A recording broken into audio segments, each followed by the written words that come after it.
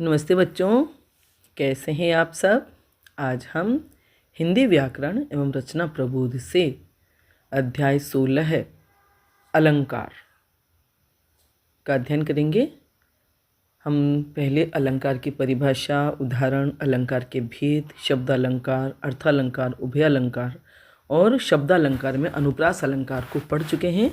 अनुप्रास अलंकार के 4 भेद, छेकानुप्रास, वृत्त्यानुप्रास, श्रुत्यानुप्रास और अंत्यानुप्रास, इन चारों को भी हम पढ़ चुके हैं और मुझे पूरी उम्मीद है आपको बहुत अच्छे से समझ में आ गए होंगे।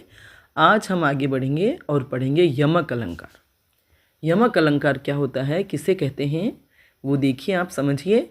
एक ही शब्द अथवा वर्ण समूह 2 या 2 से अधिक बार भिन्न भिन्न अर्थों में प्रयुक्त होता है, तब वहाँ यमक अलंकार होता है ना। इसे और अच्छे से समझिए सरल शब्दों में। जब एक ही शब्द या वर्ण समूह, मतलब एक ही शब्द जब 1 से अधिक बार आए, 2 या 2 से अधिक बार आए और हर बार उसका अर्थ अलग अलग होता है, तब वहाँ यमक अलंकार होता है।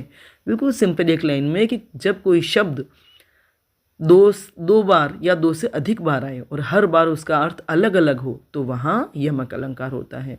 जैसे उदाहरण देखिए, कनक कनकते सोगुनी मादकता अधिकाय, या खाए बोराए जग वा पाए बोराए। कनक कनकते सोगुनी, यहाँ कनक जो शब्द है वह 2 बार आया है और इसके 2 अर्थ क्या होंगे, एक अर्थ होगा सोना और एक अर्थ होगा धतूरा। तो कनक कनकते सोगुनी मादकता अधिकाय, धतूरे से सोने में, क्या धतूरे से ज़्यादा सोने में मादकता होती है, सोने में ज़्यादा नशा होता है। पहला अर्थ है कनक का धतूरा और दूसरी बार जो कनक है उसका अर्थ है सोना। तो धतूरे से सोने में 100 गुनी मादकता या 100 गुना नशा अधिक होता है। या खाए बोराए जग वा पाए बोराए, धतूरे को तो खाकर आदमी पागल होता है, लेकिन सोने को पाकर ही पागल हो जाता है ना। धतूरा तो आदमी जब खाएगा तब उस पर मन नशा आएगा, लेकिन सोना तो आपको पता पड़े कि मेरे पास इतना सोना आ गया है या मेरे शायद इतना सोना खुल गया है या मुझे इतना सोना प्राप्त हो गया है, तो आप ये बात सुनकर ही पागल हो सकते हैं। आई बात समझ में। तो धतूरे से ज़्यादा सोने में मादकता होती है ना। तो यहाँ कनक शब्द के 2 अर्थ हुए, समझ में आ गया आपको। इसलिए यहाँ पर यमक अलंकार किस में है, कनक में। ठीक है। अगला उदाहरण है, 3 बेर खाती थी वे 3 बेर खाती है। हालांकि यहाँ इसे यमक अलंकार में ये पंक्ति ली गई है, लेकिन जहाँ तक मैं इसको समझती हूँ ये लाटानुप्रास का उदाहरण है ना। यहाँ शब्द नहीं, पूरी पंक्ति की पंक्ति ही दोबारा रिपीट हुई है ना। पूरी पंक्ति आई है, 3 बेर खाती थी वे 3 बेर खाती है। हमने तो इसे लाटानुप्रास के उदाहरण में ही पढ़ा है कि 3 बेर खाती थी। 3 शब्द भी 2 बार है, बेर शब्द भी 2 बार है, खाती भी 2 बार है, थी और है 2 अलग अलग हैं। तो ये थी और है के संदर्भ में इनके अर्थ अलग अलग होंगे। 3 बार खाती थी जो 3 बेर ही खाकर रहती हैं, है ना। ये शिवाजी के संबंध में मुगल सेना के महिलाओं के लिए पंक्ति आई थी कि वे 3 बार खाना खाती थी, वे अब 3 बेर ही खाकर के गुजारा करती है। यहाँ ये अर्थ था कि शिवाजी का इतना आतंक है कि ये जो रानियाँ थी, औरंगजेब वगैरह की जो मतलब बेगमें थी, वे 3 बार खाना खाती थी, वे अब केवल 3 बेर खाकर ही गुजारा करती है। तो यहाँ संदर्भ है थी जो 3 बार खाना खाती थी, वे अब 3 बेर ही खाती हैं। तो ये ऐसे संदर्भ अलग होने से संदर्भ के अनुसार इनके अर्थ बिल्कुल अलग अलग हो जाते हैं, जबकि शब्द वे ही होते हैं। तीसरा उदाहरण है, कुमोदिनी मानस मोदिनी कही। कुमोदिनी, यहाँ कुमोदिनी माने कमल और कुमोदिनी यहाँ यमक सभंग यमक है ना। यहाँ कुमोदिनी से ही कु शब्द हटा करके या मोदिनी शब्द तोड़ करके लिया गया है और उन दोनों के अर्थ अलग अलग है। कुमोदिनी का अर्थ है कमलिनी, मानस मोदिनी, मोदिनी माने प्रसन्न, तो कमल को खिलता हुआ देख करके मन प्रसन्न हो जाता है ना। तो यहाँ मोदिनी शब्द, कुमोदिनी, मोदिनी शब्द 2 बार आया है और दोनों बार उसका अर्थ भिन्न भिन्न है, लेकिन यहाँ ये सभंग यमक का उदाहरण है ना। तोड़कर, शब्द को तोड़ करके लिया गया है। ठीक है, समझ में आया आपको यमक अलंकार। अब आगे चलते हैं हम श्लेष अलंकार। यमक अलंकार में एक ही शब्द कई बार आता है और हर बार उसका अर्थ अलग होता है, जबकि श्लेष अलंकार में शब्द एक ही बार आता है लेकिन उसके अर्थ कई वहाँ प्रयुक्त होते हैं। तो जब कोई शब्द एकाधिक अर्थों में प्रयुक्त हो तब वहाँ श्लेष अलंकार होता है। मतलब एक से अधिक अर्थों में कोई शब्द प्रयुक्त होता है या एक ही शब्द के कई अर्थ लगते हैं एक से अधिक, तब वहाँ श्लेष अलंकार होता है। श्लेष के भी दो भेद होते हैं, शब्द श्लेष और अर्थ श्लेष। जब कोई शब्द अपने एक से अधिक अर्थ प्रकट करे तो उस शब्द के कारण वहाँ शब्द श्लेष होता है, और जब श्लेष का चमत्कार शब्द के स्थान पर उसके अर्थ में निहित हो तो वहाँ अर्थ श्लेष होता है। अर्थ श्लेष में शब्द का पर्यायवाची शब्द रख देने पर भी श्लेष का चमत्कार बना रहता है ना। तो जब शब्द के एक से अधिक अर्थ प्रकट होते हैं तो वहाँ शब्द श्लेष होता है, और शब्द के स्थान पर जब अर्थ की वजह से है ना चमत्कार होता है या अर्थ शब्द श्लेष का चमत्कार शब्द के स्थान पर उसके अर्थ में निहित होता है तो वहाँ अर्थ श्लेष होता है, और जहाँ अर्थ श्लेष होता है वहाँ उस शब्द का पर्यायवाची शब्द भी रख दिया जाता है तो भी वह अर्थ या वह चमत्कार बना रहता है। जैसे उदाहरण देखिए श्लेष के, रहीमन पानी राखिए बिन पानी सब सून, पानी गए न ऊबरे मोती मानस चून। यहाँ पानी शब्द तीन अर्थों में प्रयुक्त हुआ है, चमक, इज्जत और जल। अब देखिए, रहीमन पानी राखे बिन पानी सब सुन। पानी यहाँ हालांकि पंक्ति में दो बार आया है वहाँ पानी पानी, लेकिन उसका जो अर्थ है वह है इज्जत या सम्मान। तो रहीम दास कहते हैं कि हमें जीवन में अपना सम्मान बनाए रखना चाहिए, बिना सम्मान के सब कुछ सुनना है। पानी गए न उबरे, अगर पानी चला गया, सम्मान अगर चला गया तो न उबरे, उबर नहीं सकते कौन, मोती मानस और चून। मोती का अगर पानी चला गया, पानी क्या होता है मोती का पानी, मैंने मोती की चमक चली गई तो उस मोती की कोई कीमत नहीं रही।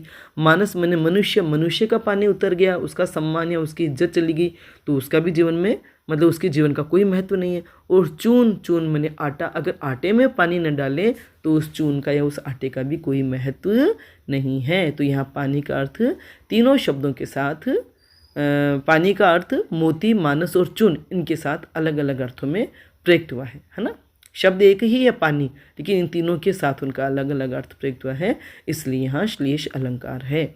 दूसरा उदाहरण और देखिए, अजी तरुना ही रयो, श्रुति सेवत एक अंग, नाक बास बेसरी लयो, बसी मुकुतन के संग। अजो तरुना ही रयो, अजी, अजी नहीं अजो, तरुना ही रयो।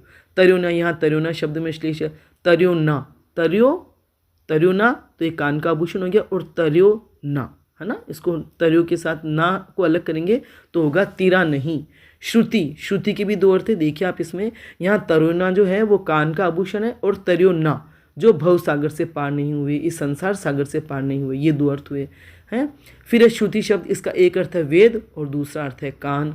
और ऐसे नाक बास बेसरी लयो, तो उसमें नाक जो शब्द है उसके भी दो अर्थ है, स्वर्ग और एक है नाक अपनी नासिका है ना।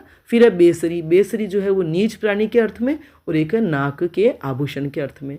और दूसरा है मुकुतन शब्द, ये मुक्त पुरुष जो संसार से भवसागर से मुक्त हो चुके हैं, और मोती, ये दो अर्थ है। तो जो इसका अर्थ होगा ना वो क्या होगा, अजो तरुना ही रयो, श्रुति सेवत एक अंग। एक बात मैं कहूँगी, आप जो भी मतलब अलंकार का उदाहरण लिखते हो उस उदाहरण को आपको समझाना पड़ेगा। केवल उदाहरण लिख करके छोड़ने से आपको नंबर नहीं मिलेंगे। आप जब उस उदाहरण को समझाओगे कि वहाँ अलंकार कैसे आ रहा है, कैसे प्रयुक्त हो रहा है, तब जाके आपको पूरे नंबर मिलेंगे। तो अब यहाँ देखिए, अजो तरुना ही रहो, अजो मन अभी तक तरुना ही रहे, मतलब तू तरुना ही बना रहा, दो अर्थ है ना। तो मैं आपकी दोनों आपको अलग अलग बताती हूँ।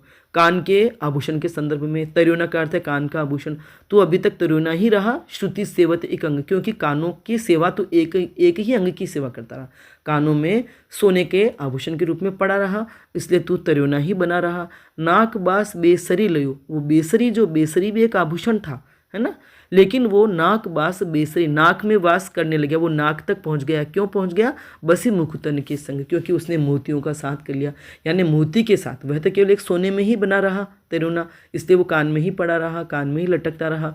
और ये जो बेसरी नाम का जो गहना था उसने मोती का भी साथ कर लिया, मतलब उसने अपने मोती का भी उपयोग कर लिया, या मोती भी उसमें शामिल हो गया, तो इसलिए मोती का साथ करके वह नाक तक पहुंच गया, जबकि उसका भी स्थान निम्न ही था, लेकिन वह नाक तक पहुंच गया। या मान लो कि वो बेसरी भी कान में पहना जाता था, लेकिन उसने मोती को और अपने साथ कर लिया, या मोती को और उसमें झड़ा गया, तो वह नाक तक पहुंच गया।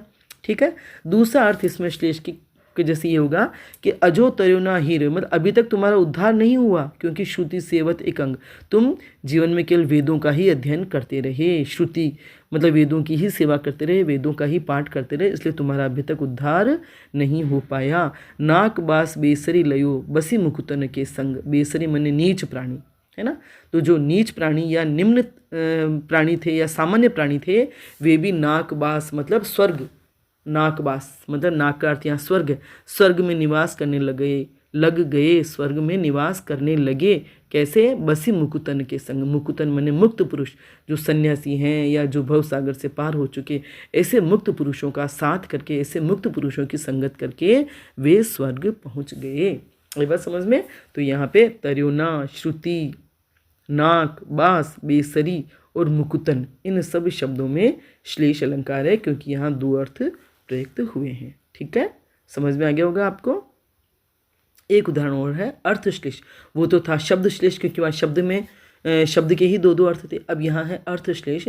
नर की अरु नल नीर की गति एकई करी जोय, जे तो नीचो वे चले ते तो ऊंचो हो। यहाँ प्रयुक्त ऊंचो शब्द ऊंचाई और महानता को दर्शाता है ना। और नीचो जो शब्द है वह नीचाई, नीचे और विनम्रता, इन दो अर्थ में प्रयुक्त हो रहा है वहाँ पे। मतलब इसके दो अर्थ लग रहे हैं। नर की माने मनुष्य की, और नल के नीर की, नल के पानी की एक ही गति होती है, मतलब एक मनुष्य की और नल में आने वाले पानी की एक ही गति होती है। कैसे? जे तो नीचो वे चले ते तो ऊंचो होए। नर की, नल की, एक तो मनुष्य जो होता है वो जितना विनम्र होकर के झुक करके चलता है उतना ही ऊंचा उठता है या उतना ही महान हो जाता है। और ऐसे ही नल का जो पानी होता है, जितने नीचे से, ज़मीन में जितने नीचे से उस नल की फिटिंग की जाती है, तो उसका पानी उतना ही ऊपर या उतनी ही ऊंचाई तक चढ़ता है। तो नल के पानी की और मनुष्य की एक ही तरह से गति होती है। जितने भी विनम्रता से या जितना नीचे होके जाते हैं उतने ही ऊंचे पहुंचते हैं या उतनी ही ऊंचाई तक पहुंचते हैं। आई बात समझ में? तो आज अपन बस यमक और श्लेष दो अलंकार ही पढ़ेंगे, दोनों आपको अच्छे से समझ में आ जाए। एक बार पुनः पढ़ लीजिएगा तो समझ में आ गए होंगे। वीडियो आपको पसंद आया हो तो लाइक करें, अपने दोस्तों के साथ शेयर करें, मेरे चैनल को सब्सक्राइब करें, बेल आइकन भी अवश्य टच करें, ताकि जब भी मैं वीडियो बनाऊंगी उसकी सूचना आपको तत्काल मिल जाएगी। धन्यवाद।